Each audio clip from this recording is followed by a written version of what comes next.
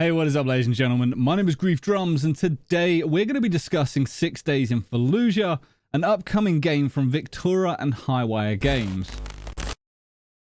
So for those of you that don't know, this game was announced quite a while back, and there was a lot of controversy surrounding it, purely down to the fact that it's based on a real-world scenario that occurred in Fallujah several years ago. And to get down to it, the people involved in the game have got a lot of the Marines that were there involved in the development process, or certainly, giving feedback throughout to make sure that they get it right. And it's something that I'm really keen for. It's something I'm really excited for.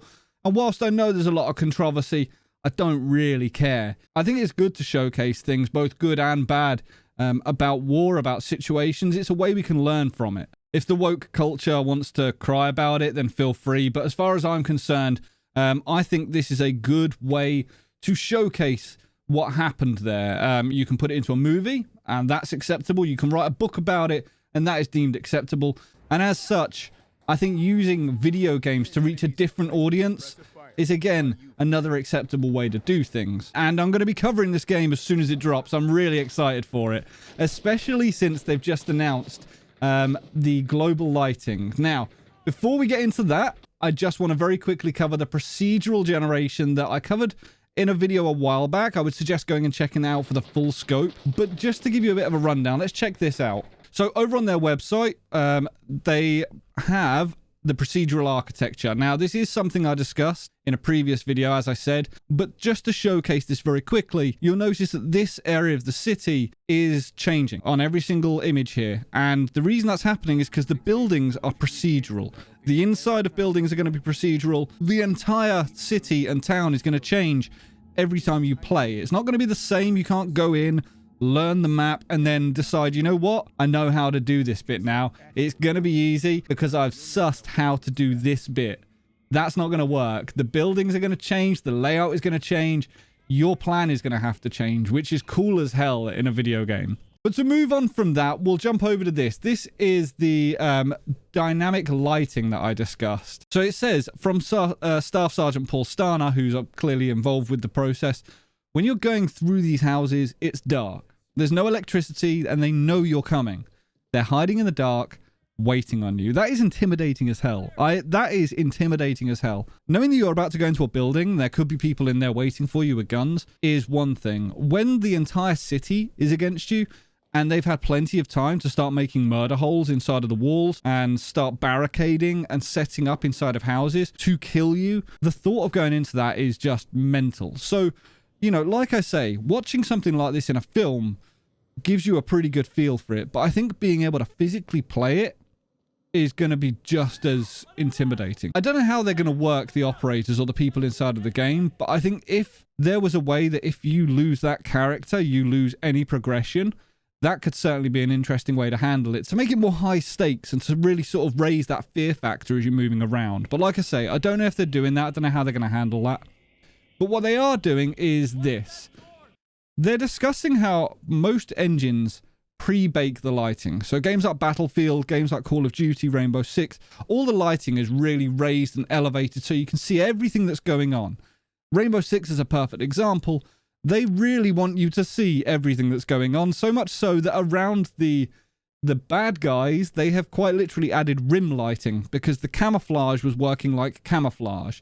And that wasn't very good for a competitive shooter. Well, that wasn't something I agreed with at all. I don't agree with pay to win. I don't think you should be able to buy those skins. But I do believe that camouflage should work like that. It should hide you. What they're doing here is they are amending the lighting so that in the game world, you're going to have more vibrant sunlight, shadows, lamps, and they're not going to be fixed like they are in most games. So it says here, Marines, soldiers, and civilians didn't have the luxury of memorization and trial and error when navigating Fallujah. In 6 Days in Fallujah, players don't either.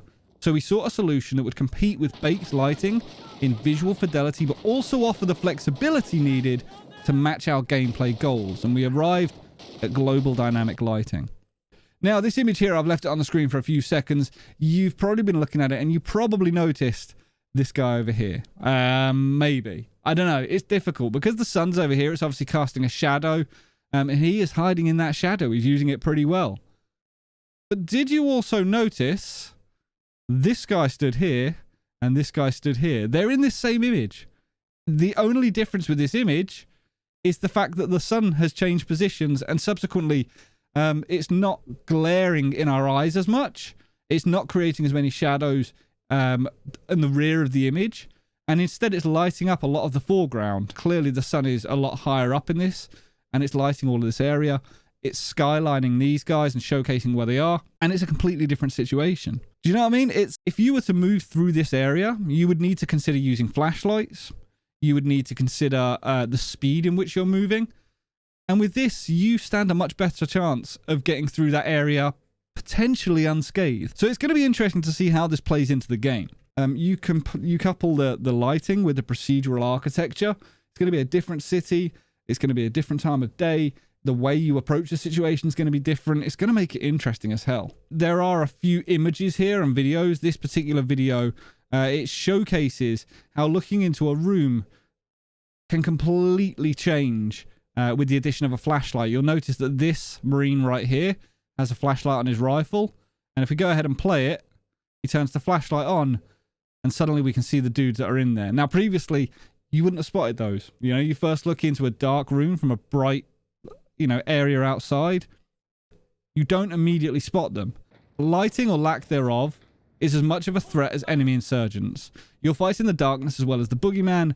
One is just as relentless as the other.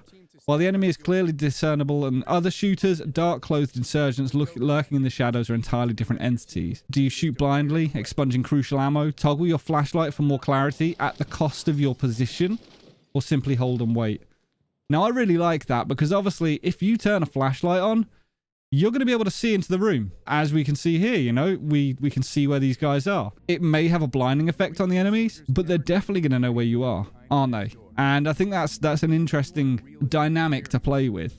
Further to that, I want to showcase this particular video to you. This is flares going up at nighttime, and you'll notice that it's really dark, and when the flares go up, it not only lights up the entire area, but you can see the shadows moving on the floor as the flares are slowly dropping.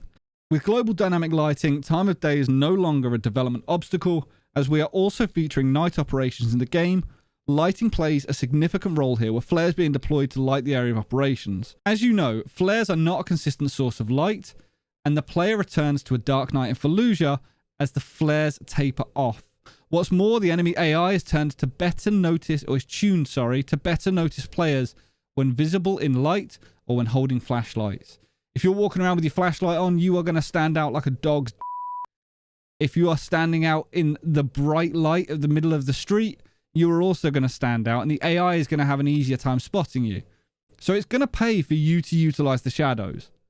That's quality. That is awesome. Now, I know it sounds ridiculous, but do you remember Abe's Odyssey? Some of you are probably way too young to properly remember Abe's Odyssey. But there were so many elements in that where you would move across and you would stand in the shadows and hide, and the enemy wouldn't be able to see you. And the amount of times I have thought to myself, why does that not work in modern day games? Splinter Cell back in the day, you used to stick to the shadows. You don't get that anymore. So to see a return for that kind of a dynamic inside of the game, I'm hyped for it. I'm concerned because my expectations for this game just keep elevating and elevating. And I really don't want another Cyberpunk or Battlefield. I don't know. I'm concerned because it looks good. It sounds good. And I think the way they're handling this right now is really positive. What about you guys? What do you guys think? Are you keen for this game? Are you a member of the woke culture and you don't want it to be made? What do you think about the dynamic lighting? Do you think it looks cool as hell, or do you think it's a concept that's going to get pretty annoying pretty quickly? I personally like the realism, but I'm keen to hear what you guys think. If you enjoyed this video, please consider hitting the thumbs up. If you don't already, make sure to subscribe for all things tactical gaming. And until next time, ladies and gentlemen, stay reckless and relentless.